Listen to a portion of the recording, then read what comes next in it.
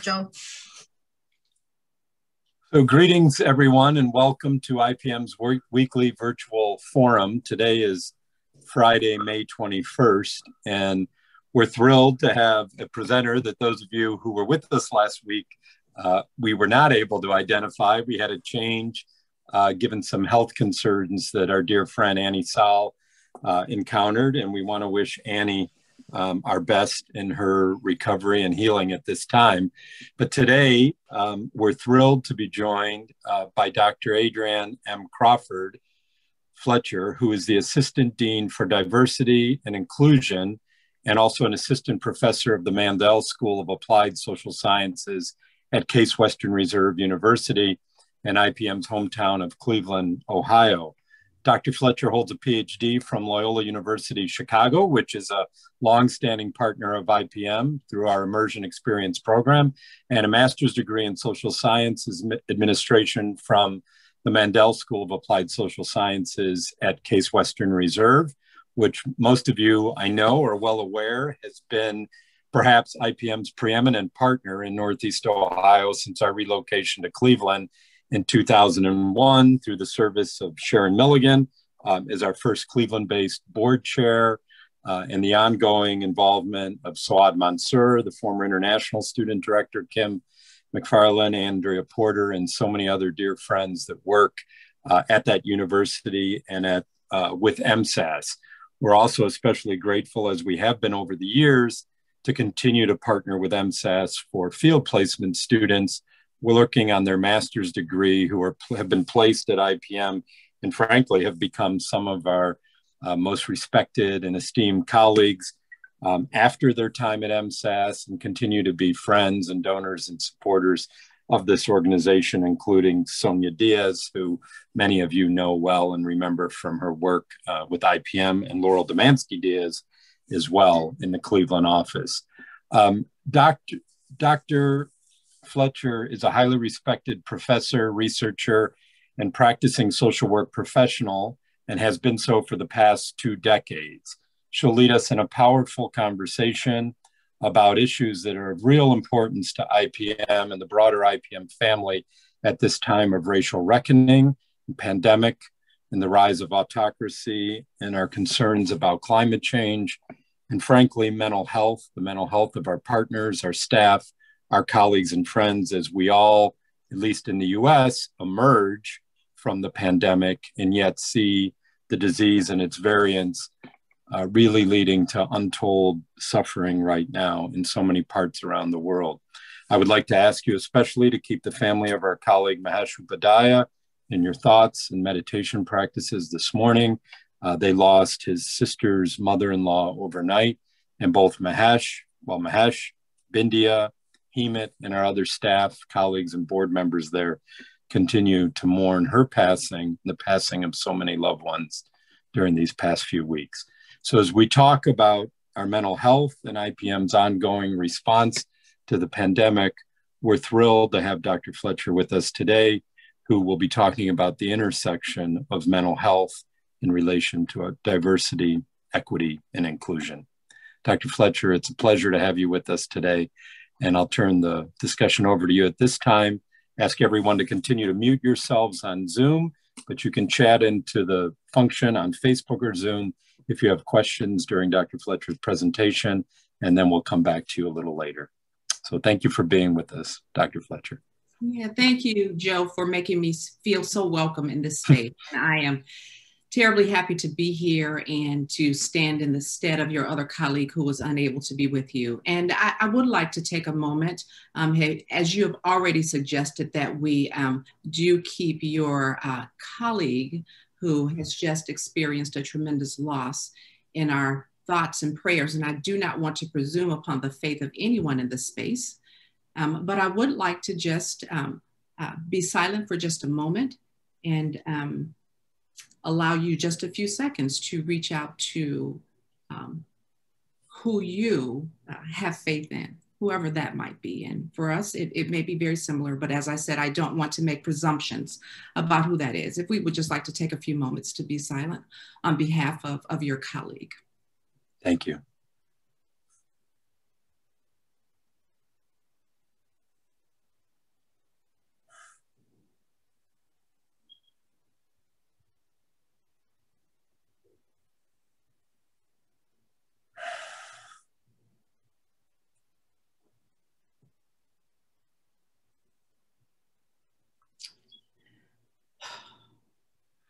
Thank you all for that. We need a balm in Gilead. So these are hard times. Yeah. These are hard times. These are hard times. So thank you, Joe, for reading that introduction. All of that really cool stuff is on the website, and I really appreciate all that. But, you know, outside of that, I've had the opportunity to work alongside my husband, who for about 30 years worked as a radio announcer at WCRF, which is a Moody owned and operated radio station right here in Cleveland. We spent the last 10 years in northeastern Wisconsin, where he was also a radio announcer for WRVM, which was a Moody affiliate. It was way up in the North Woods. We were one of the only families of color in a town of 600 people. What did that feel like? It was an amazing experience. And maybe we'll be able to talk about that a little bit, especially as we talk about what Joe mentioned earlier, these unprecedented times of social change, especially as we relate it to our mental wellness. I have also had the opportunity to be a pastor's wife here in the city of Cleveland and also in the North Woods of Wisconsin. So my husband's church was up in Klondike, Wisconsin, which is deep in the North Woods. And when he would tell folks that he was a pastor, they would say, so I'm sure your church is in Milwaukee. So like, where is it? And we would say, no, like God really has a sense of humor. Like we're in the North Woods. And they would say, wait, so there are Black people in the North Woods? And we would say, you're looking at us, right? And so when we talk about partners in missions, God does some amazing things.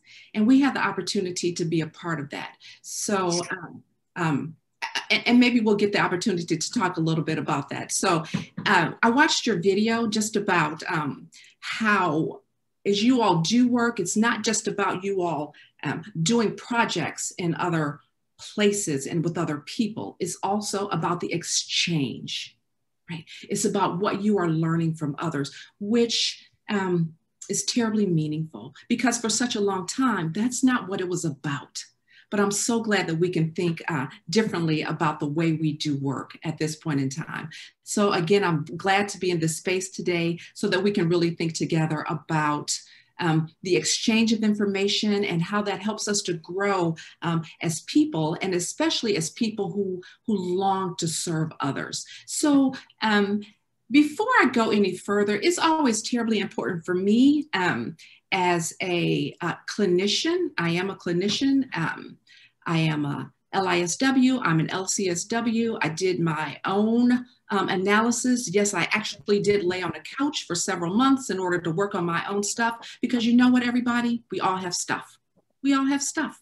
And the sooner we reckon with that, the better off we'll be, right? So I would like to know, especially since this is a small group, I am curious as to who is in the room, right? There are just a handful of us in the room, and I'm wondering if folks can just give me an idea of who's in the room. I've already met Clint, and I'm curious as to what you do at your seminary. Can you tell me just a little bit about yourself as we move forward? I am the evangelical professor of biblical interpretation. So my specialty is Bible, more specifically the Old Testament, and more specifically than that, the book of Psalms.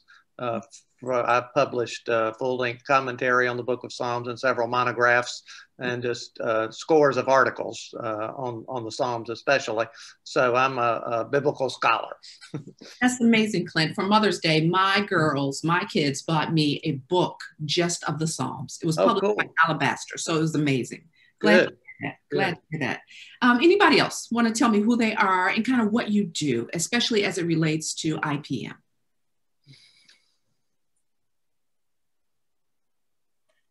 While they're thinking, I've traveled, as Joe said, I'm the co-chair of the International Executive Board along with Xenia Chavez of Nicaragua, and I've traveled with IPM to Central America especially, as well as to Italy. So I'm engaged that way too.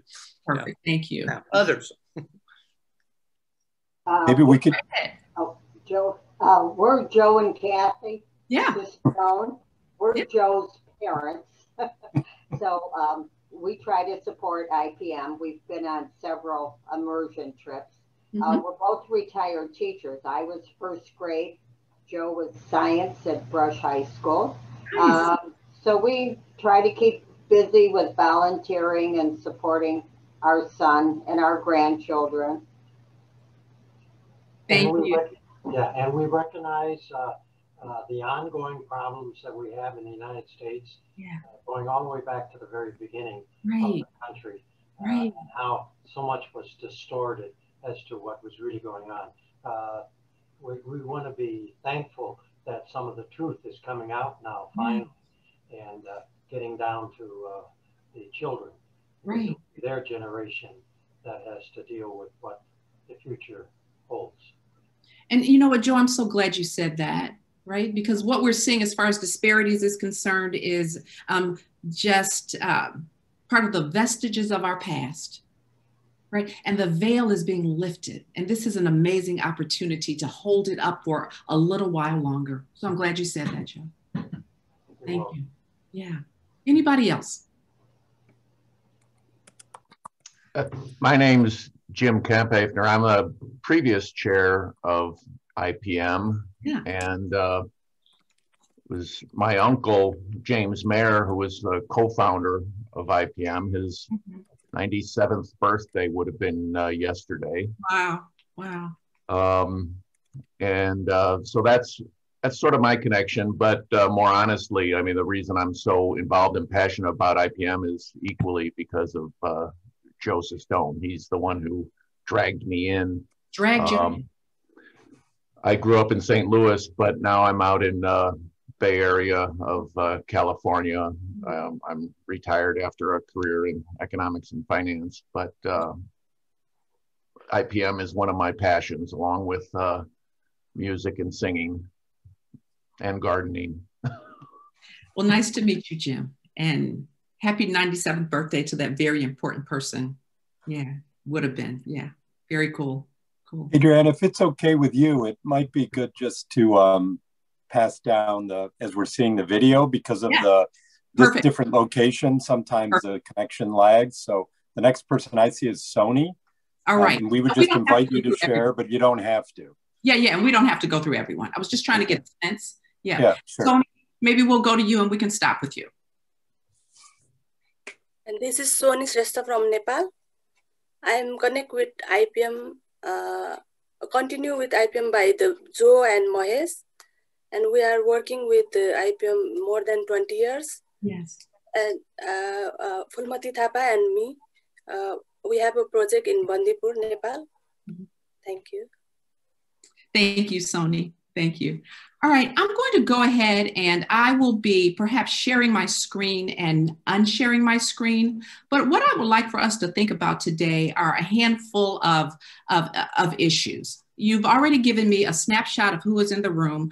I would like for us to wonder together about what mental wellness looks like. And I'd like for us to think about this out loud a little bit. And I'd also like for you to think about what mental wellness looks like in your respective areas. So a second ago, Joe and Kathy talked about their respective roles currently and also their respective roles in the past. And Clint just shares what he does currently, right? And so what I'd like you all to do is think about what mental wellness looks like, not only with IPM, but also in those roles. Like, so Joe, when you were a teacher, a science teacher at Brush, and you had a diverse classroom. So I'm not asking you to answer this question out loud, but what did mental wellness look like in your students, particularly your students of color, particularly your diverse students? And then what did mental wellness look like, say, in your white students?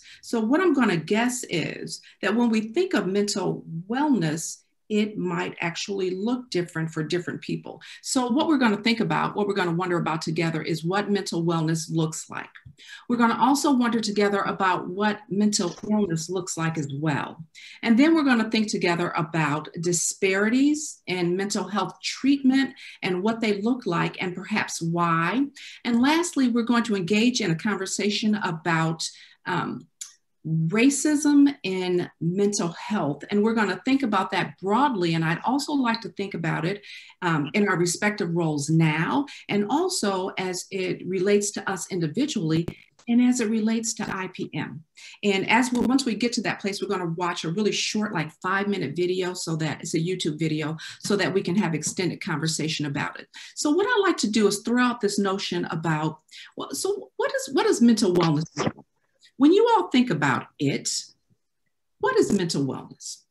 When you take a deep breath, say you feel mentally well right now. What do you say that looks like? What does it look like? Anybody want to shout out an idea? What does mental wellness look like? Comfortable where you are at. Mm-hmm, mm-hmm. And is it Marty? Marty, I like that, being comfortable where you are.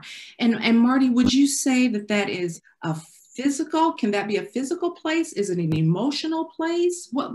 Say more. All the above.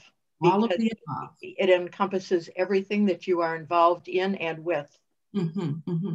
I like that, Marty. So I could perhaps be feeling mentally well, emotionally and spiritually, but I might step into a physical location and all of that changes. Perhaps. Yeah, good. Thank you. Anybody want to add anything to that? What does mental wellness look like? What does it feel like?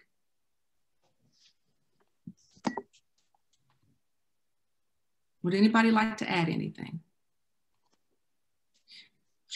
Yep, Joe, you're muted. I think part of it is that if you're in a situation where you feel comfortable in your own skin, and if you have some awareness of your past, which leads to you and to the future. And of course, that's one of the major problems that the minorities have, is that they don't like to necessarily look at the past, because they either don't know what happened in the past, or if they do know, it was nothing good. And so that's got to affect their emotional and their outlook on life. I can see it in the students. I mean, it's been many years since I've been teaching, but you can tell with the students which one seems to be comfortable, and other one's kind of totally removed for fear of, they just are not emotionally in a good place. Yeah, Joe, I really like that. And so, Joe, when you were having that experience with the students, when you could see it, did you know what it was at the time? Could you put your finger on it at that moment in time? Did you understand it at that time? Somewhat, but I think with age, you become more aware. Yeah. Hopefully. Absolutely, absolutely. And you know what, Joe? We know that concept has a title right now. It has a name. It's called stereotype threat. When I, as a person of color, and am feeling negatively, am uncomfortable being in my own skin, and I take on these negative feelings about who I am, it's called stereotype threat. Right. And I can take it with me wherever I go. So I really do appreciate those definitions of mental wellness. And you are all correct. So mental wellness is really about the functioning of my mind. And it's about when my mind is in order and I am functioning in a way that my best interest is moving forward. And I am able to feel and think and act in ways that create a positive impact on my physical well-being. Right. And there are many folks right here, right now on May 21st, 2021, all across the globe, not just in the United States, that are having this experience. But there are many folks all across the globe who are not having this very same experience. So I'd like to just turn a corner really quickly and ask the same question about mental illness. And so I'd like to wonder with you all, and I can see you all because there are just a few of us on the screen. In your mind, what does mental illness look like when we think of mental illness? And we can also wonder, and because we know this, that mental illness looks differently, or it has different definitions across the globe, right? It can't be defined, or it is differently defined in different places based on cultural understanding. So how might we describe, or how might we define mental illness? And I'm wondering if anybody wants to jump in with that one. How might one define mental illness or mental unwellness, even if it's not what we call a DSM diagnosis? We have cases of mental illness in my family, and I find that people are so afraid of something, and they don't necessarily know what that something is. So I like that. So you are describing mental illness as a fear, and it's a tremendous fear that might keep people from living their daily lives. So mental illness can be described as fear. I like that, Marty. Good. How else might we describe mental illness?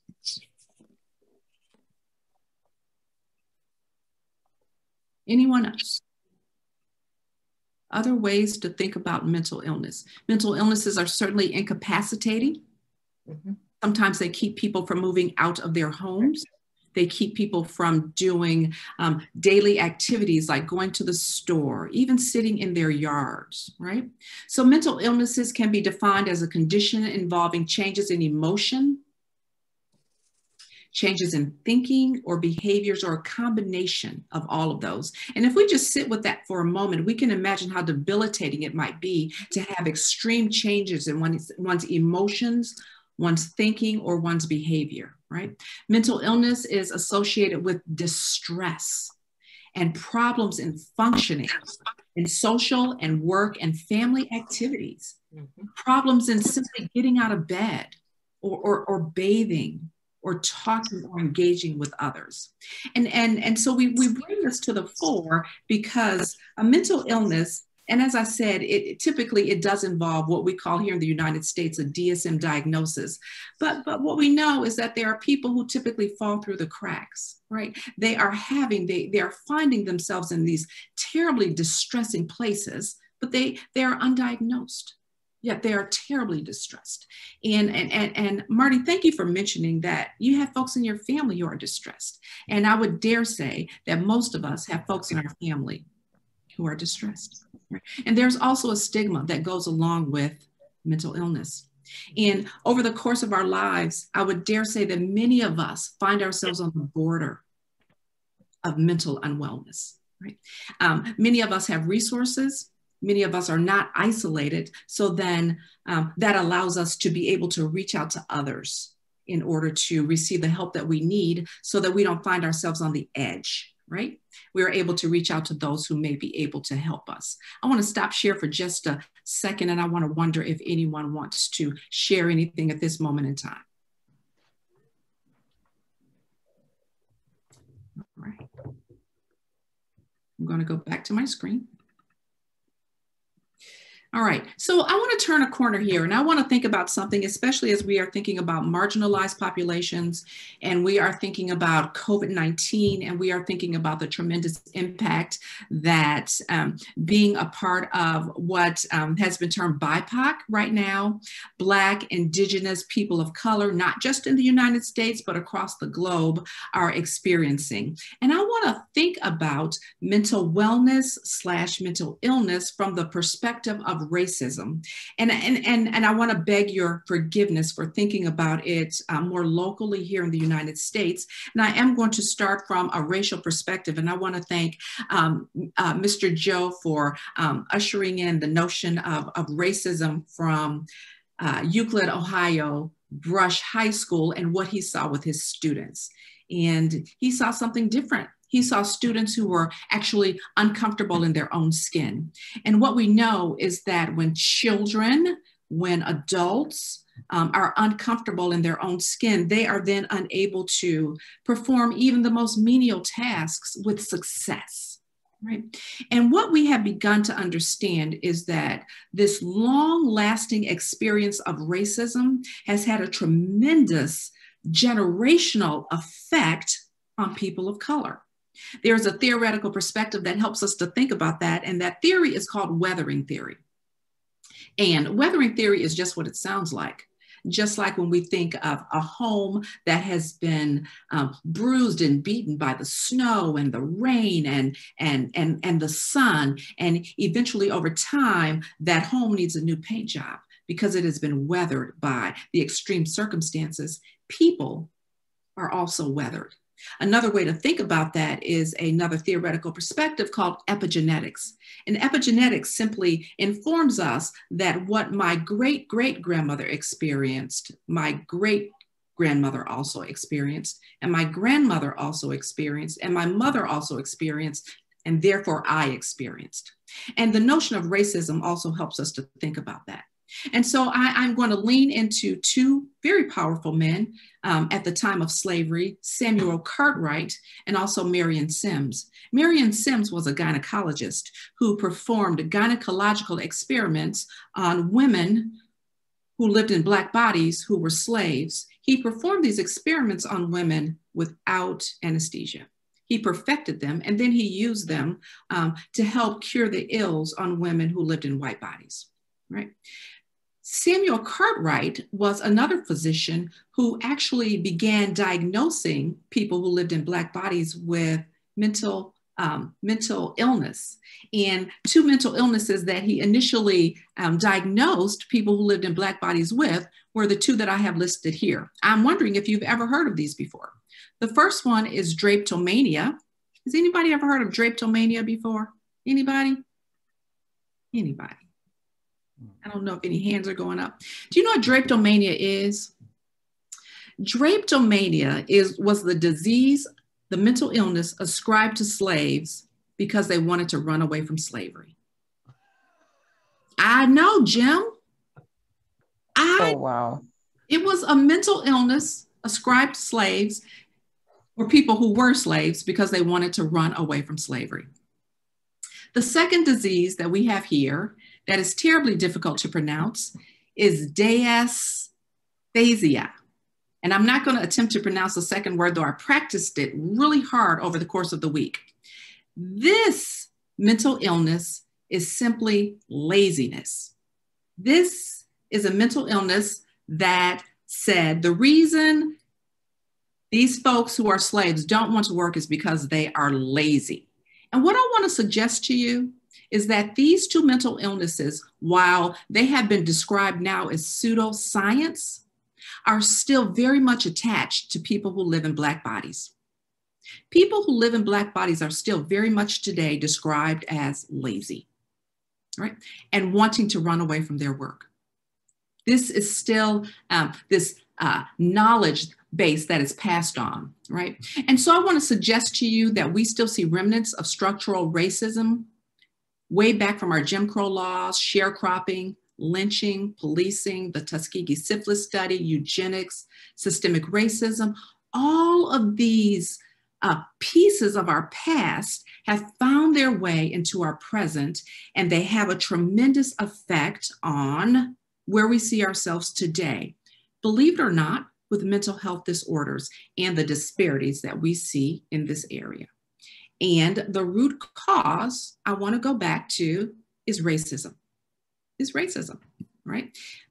And thank you again, Mr. Joe, for bringing that to the fore. And so let me just go back, and I want to unshare for just a minute, and I want to wonder with anybody, I want to wonder with everybody, your thoughts about these notions that I've just brought to the fore. I don't want to just blow by this because this is important stuff. And unless we take these threads, these disparities, these notions, and take the thread and pull them all the way back to the past, I believe we miss the compelling piece of the why. We miss the why. And if we miss the why, it's hard to take corrective action. It's hard for us as individuals who are leaders in our respective organizations, as individuals who want to make lasting change, to actually make lasting change if we don't consider the why. Here in the United States and even abroad, if we don't consider the why. So I'm curious as to your thoughts, because I know you have thoughts. I'm just sorry that Caroline Mills is not online because she was a subject of this because of her being Native American. She's Shoshone, and she was taken to a boarding school and grown up there. However, she has turned her life to others, and maybe somebody can fill in better than I know Caroline for many years, but I think that she's a prime example, and I am so glad that she is a part of IPM because she can give us that perspective. Yes. And we need that perspective. And Adrianne, just so you know, Caroline is a former IPM board chair. Mm-hmm. And actually, we presented her with one of our highest honors last Friday, the Mayor Strege Award that's named for our founders. Mm-hmm. And when she visited with me in Maine, which is a long story I could tell you offline, we spent quite a bit of time with the Wabanaki communities here. I'm involved with the Decolonizing Museum in Bar Harbor that I'm on the board of. And that epigenetic trauma that you referred to is certainly present among Native populations in the U.S. differently, as is outlined in CAST, I think, that we mentioned earlier in the book, but certainly present there as well. And something she shared with many of us during her service on the board and her partnership with IPM. Absolutely, absolutely. And I'm so glad she's a part of your organization. It's so important. And you know, that's really why diversity is so important, because you get another slice of the pie. You get another slice of the pie. And without diversity, you never have the whole pie. If anybody's like me, I want the whole pie. I want the whole thing. I think I'm not sure if you're familiar, and I'm trying not to talk too much here, but I know that the book Imperial Reckoning, I'm not sure if you're familiar with that, is about the British colonial period, basically the Gulag system concentration camps they created in East Africa, specifically in Kenya, speaks to this. And for me and for our family, it's been deeply relevant to sort of witness firsthand the correlation between the colonial activities of the British in East Africa, certainly other colonialists throughout Africa, and what happened and continues to happen in the U.S. and throughout Latin America and South Asia, for that matter. Yeah. Thank you for mentioning that resource, Joe. And since we're on resources, and because I don't want to forget, I want to mention a resource to everybody, and maybe I'll mention it, and maybe somebody can Google it and drop the title and the link in the chat. It is called, and it's very pertinent, this book is written by a linguist. It is called The Everyday Language of White Racism. It's written by a Jane Hill, and it talks about racism from a different perspective. It doesn't talk about it from the psychology of racism. It talks about it from the perspective of the way we talk, the words that we use. And she really leans into the ease of the perpetuation of racism simply by the words that we use, simply by the billboards that we see in communities, simply by the way we describe things like mental illness and what's right and what's wrong about what she has on, or what's right or what's wrong about the way she wears her hair. So it's very interesting. So I digress. All right, it's just important. I wanted to get that out. All right, I am going to go back to my screen so that we can continue this conversation just a little bit about the disparities in mental health care. So I look for more current data, and I'm sure the data is going to be out there. It was just difficult to find. And so this data really does tell us about the use of mental health services among adults, and it gives us an idea of who reaches out for services and who does not. And so what we know is that women tend to reach out for services more than men, right? Women reach out for mental health services more than men. And we also know that people who live in white bodies reach out for services more than anybody else. And we recognize that services, mental health services, are acceptable in white communities. We know that here, folks who consider themselves Asian typically don't reach out for services, or reach out for services less, particularly here in the United States. And then people who live in Black bodies reach out for services less. Hispanic folks reach out for services less here. And then Native American folks actually do reach out for services at a slightly higher rate. So this is just kind of interesting data about who reaches out for services, particularly in the United States. Something else that's rather interesting is that while Native American folks do reach out for services, they really do lean into healing as far as their Native American resources are concerned. So they really do like to think about the balance between the mind and the body and the spirit and their traditional healing processes. When I lived in Northeastern Ohio, I had the opportunity to work for the Stockbridge Munsee tribe, or the Mohican Band of Indians. And it was an amazing experience for me. What I'd like to do now is to unshare my screen, and we're going to watch a really short video about racism as a mental health crisis. And I do believe that this, before I share my screen, this video really does help us to think about racism more broadly. So I am going to get this going. It's very short, it's 4 minutes, and then we're going to have some conversation around it.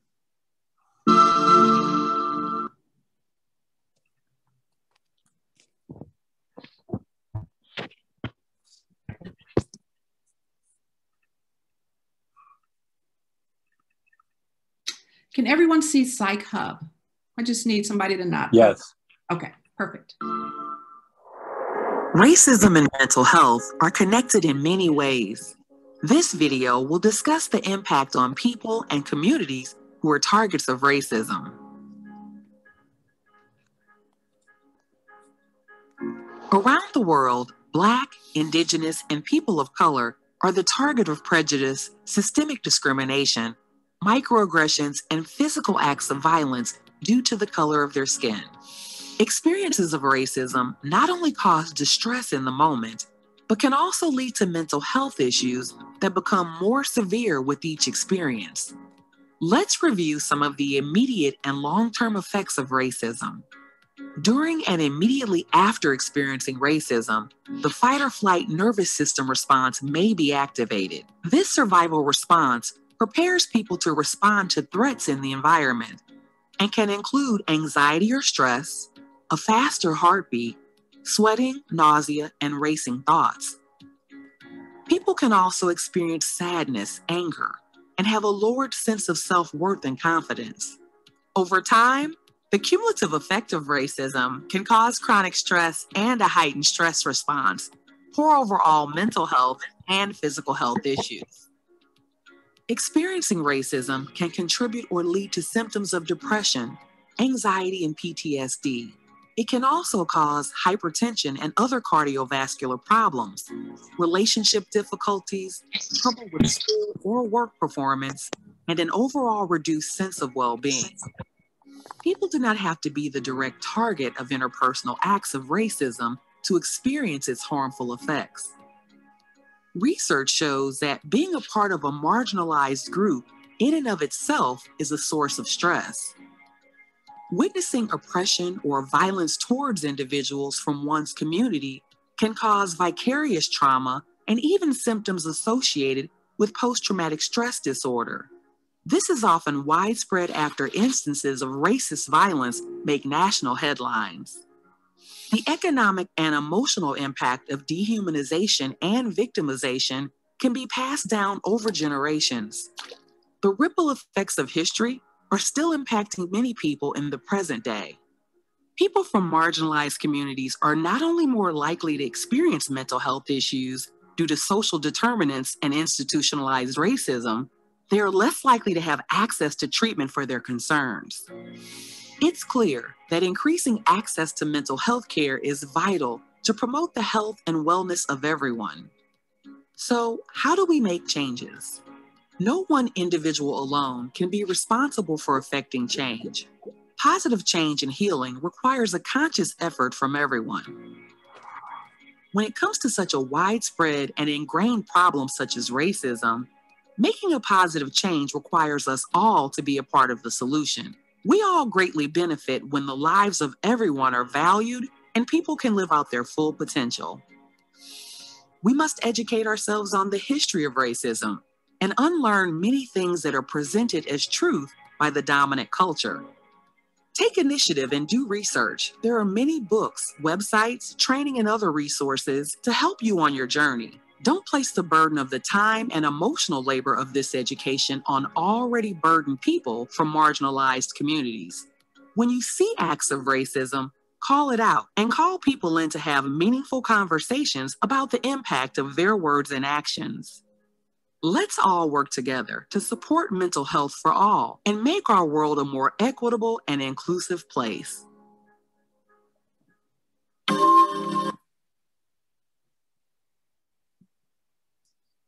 Right, so short, brief.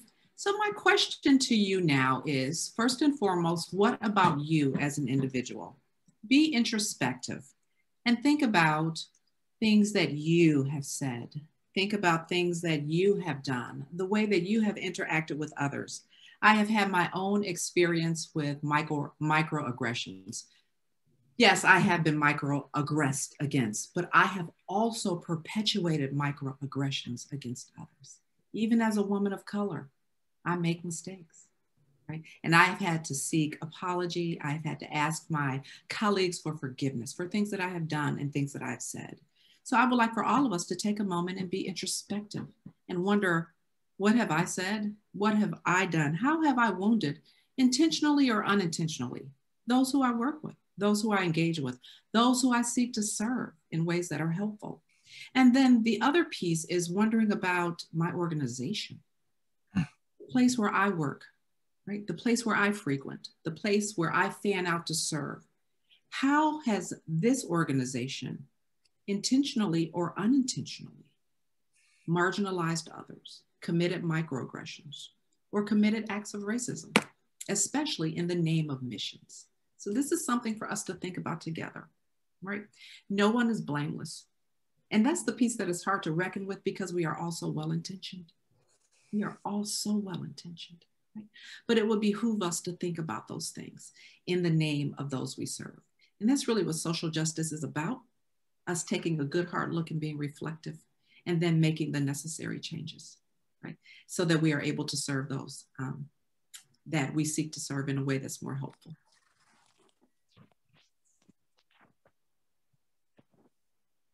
Any thoughts?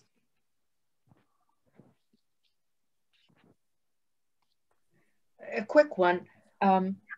We seem to try to fix things rather than work with people in situations. Yeah, yeah. And so Marty, that's good. And so I think what we need to wonder is where is the notion of the fix coming from? Is the fix making us more comfortable? What is the notion of the fix about? Right. And we really need to wonder, actually, what do the people want and what do the people need? That's really the first question. And that's really about what a partnership is really about, instead of me making the decision for you, Marty, right? Like I can see in your room behind you and I might say, yeah, I don't really like how that picture is on her wall. Right. Is it about me fixing you, or is it about me wondering what your needs might be? Right. And so as a clinician, I always wonder with my clients, so like, why are you here? What are your needs? That's my first question. That is always my first question. It's not about what I want. It's about what you believe you need, first and foremost.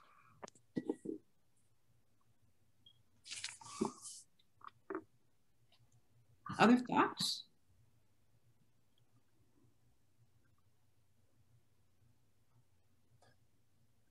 I know y'all are thinking. I think there is usually a lag just with Hello, I'm Victoria Jimenez. I'm from El Salvador, and I'm part of IPM as Immersion Experience Coordinator. And lately we have been developing a virtual immersion that revolves around caste, racism, colorism, and everything you just said. Wow, it just took me back to all of these days, months, reading and learning so much, because I would understand how maybe colorism, or what we call mestizaje here in my country, has affected us personally. But what I couldn't stop thinking while listening to you is the same thing that I've been thinking all these months, how all of these oppressed groups have this collective trauma that is passed on from generation to generation, to the point that it's so natural and we don't question it from ourselves. And I don't know, I guess also, well, I'm a psychologist as well. And there was this particular class which I loved so much, which was social psychology. And Martin Baró, one of the Jesuits that was murdered here in El Salvador in our Civil War, constantly said about how ethics were so important in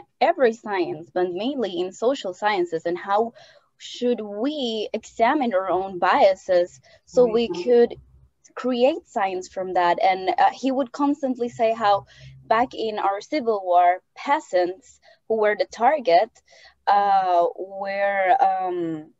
were diagnosed as paranoid. And of course, from a hard perspective of psychology, they were paranoid, but of course they had every reason to be paranoid because they were being persecuted. And part of this population of peasants were the grandsons and great grandsons of indigenous peoples in our country. So right now, these, I think to this day, this is still not visible. And I'm talking about El Salvador, but again, from what I'm saying is, I've learned not just in El Salvador, I've learned in Kenya, in Colombia, in the United States, in absolutely every part of the world. And it's so important to remember that those ethics, yes, they are personal, but they are professional as well. And that those biases are everywhere. And, you know, as people that work in the social justice area and that want to do a great job, it's important to examine ourselves. It is. It is. We have to stop, and we do have to question ourselves, Vicki. And thank you for bringing that. And the time is now. The window is open. The window is open, and we must stop and we must question ourselves. We must ask ourselves, why are we doing this? And how long will we continue to do this? Thank you. Thank you for bringing that.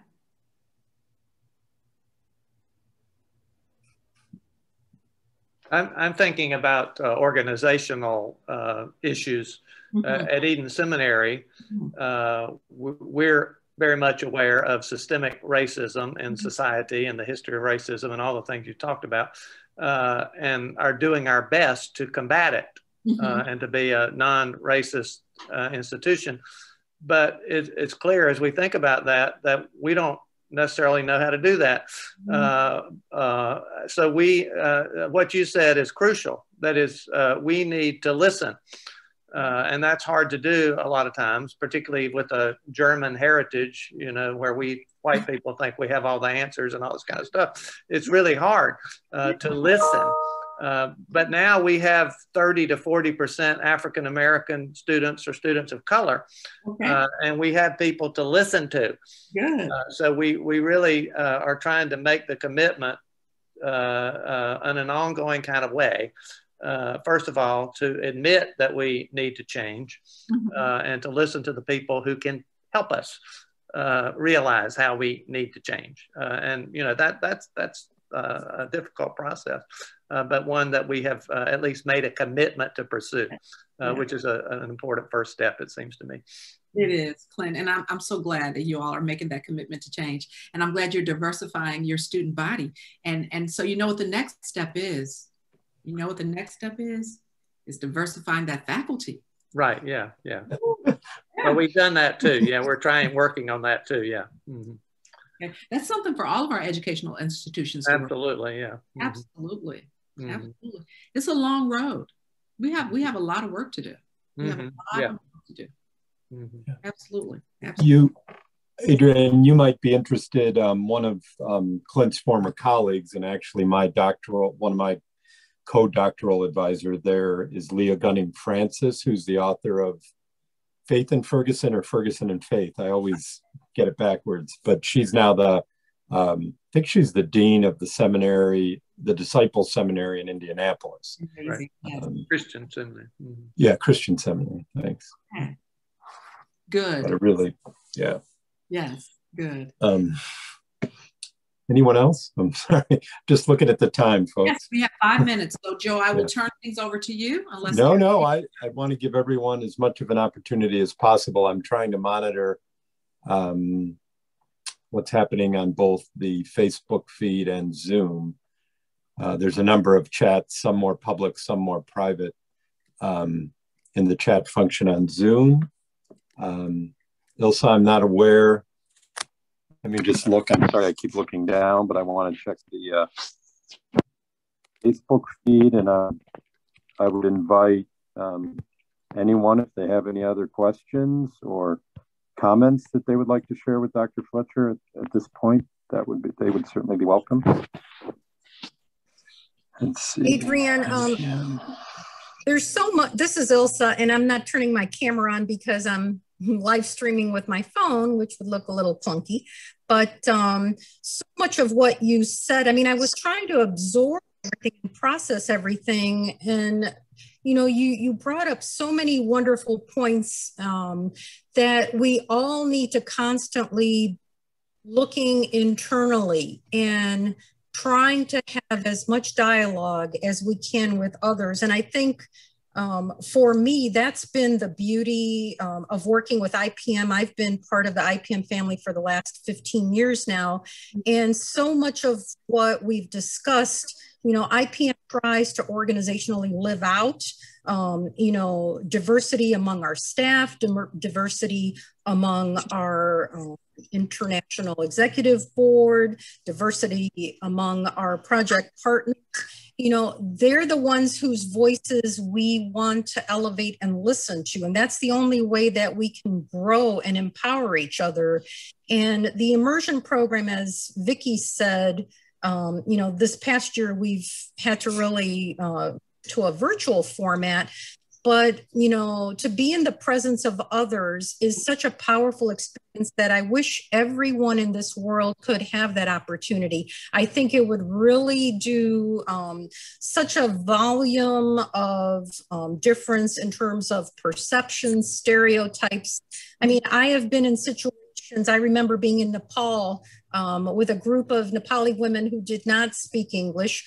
Sony had away for a moment, and I thought, oh, now what do I do? But you know what? There was no lag in communication. We found a way to communicate, whether it was through smiles, through, you know, embraces, through, you know, visual mannerisms. And I mean, our world is, and it is a beautiful place. And it's, you know, there's so much systemic racism and hatred that exists in the world. But on the flip side, there is so much wonderful work that organizations like IPM has done, organizations and schools like MSASS, you know, continues to empower and inspire and educate leaders in social justice. People like you that just offer a beacon of hope, you know, in terms of expanding that kind of awareness. And that's what we all need to continue to do, to be willing to listen, to learn, and to educate. And we're just so grateful for everything that you've shared with us today. Thank you. Yeah, thank you, Ilsa, for tying that together so nicely. Thank you so much. Yes.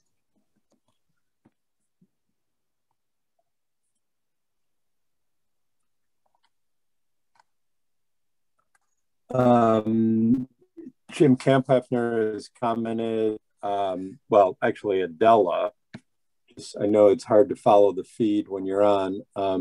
Adela is just expressing expressing her gratitude. There's a reference to Bell Hooks, who's a favorite of her and mine. And then let's see, Clint is thanking her for sharing the quote and the perspective. It's on the meaning of solidarity, among other things. Dorothy, who's in Kenya, is thanking you as well so much for the clear presentation.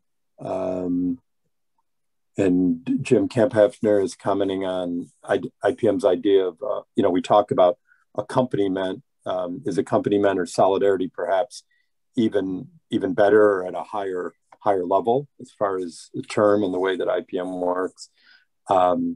Carol is thanking both you for the wonderful presentation and Ilsa for so well summarizing IPM.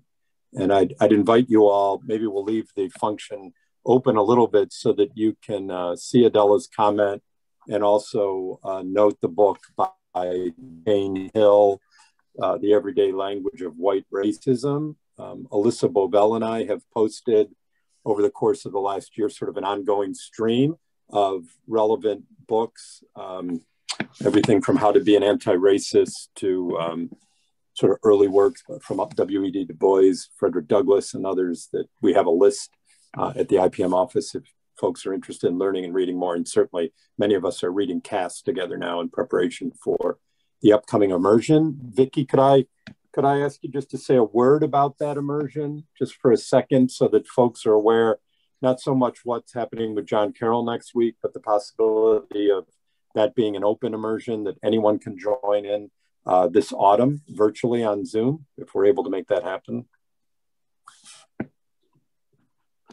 think Vicki may have left. Yeah, I wonder, well, we'll get that out to you. I think you're right, Jim, or there was 2 power outages yesterday in her home, so, or in her neighborhood. Anyone else want to add anything before we wind down here? I want to respect Dr. Fletcher's time and all of yours as well. I just want to add what I think all of you know, but we really have to be attuned to that there are well-placed people and powerful voices in U.S. culture that deny that there's anything like systemic racism and who deny that racism is a problem in U.S. society.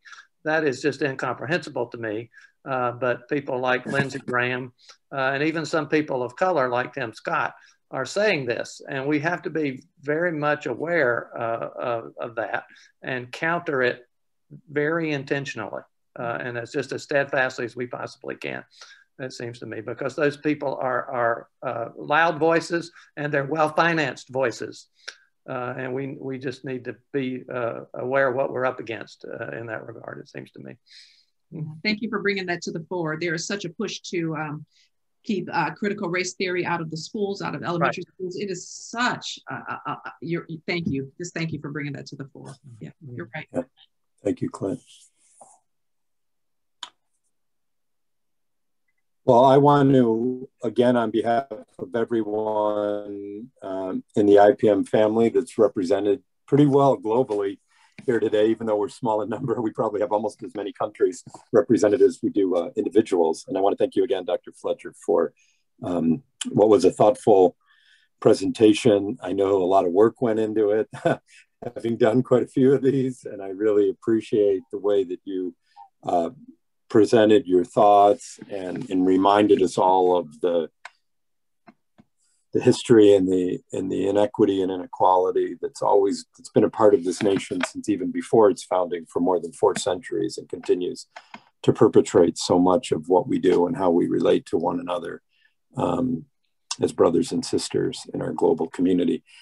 It's been a real inspiration for me to hear you, and a powerful reminder of the kind of focus that IPM needs to continue to keep on the issues related to racial injustice, equity, and the way that not only what's happening in the United States, well, how what's happening in the United States also resonates around the world with our partners and their work, and the way that many of them continue to bear the brunt of colonial systems and imperial systems that continue to oppress them.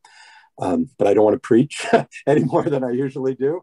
I would like to remind everyone that next week is a holiday, a long weekend, holiday weekend here in the United States. And so we will not be having a forum next Friday, but we'll be following up in June with a series of wonderful forums that we'll be sharing with you via email and Facebook. I can assure you that Ilsa and I will be following up with Dr. Fletcher directly, because much of what she shared is part of what we've been working through as a staff in particular, and looking at with Evelyn Burnett and others what might be some possibilities for our own learning as a board and staff around racial injustice, and how we can be more deeply involved with the Black Lives Matter movement, both here in the United States and around the world, and with the BIPOC movement, particularly in Europe in South Asia and Sub-Saharan Africa. So I want to thank you all again for being here and for your kindness expressed for Mahesh and everyone that is still suffering with the pandemic. And I hope that despite the difficult nature of today's conversation and the struggle that we know remains before us, that you all found some solace and learned a bit this morning during our presentation. So may the peace that passes all understanding be with you this weekend. Thank you again, Dr. Fletcher, and stay safe, everyone, and take care of yourselves. Peace. Take care. Thank you. Take care.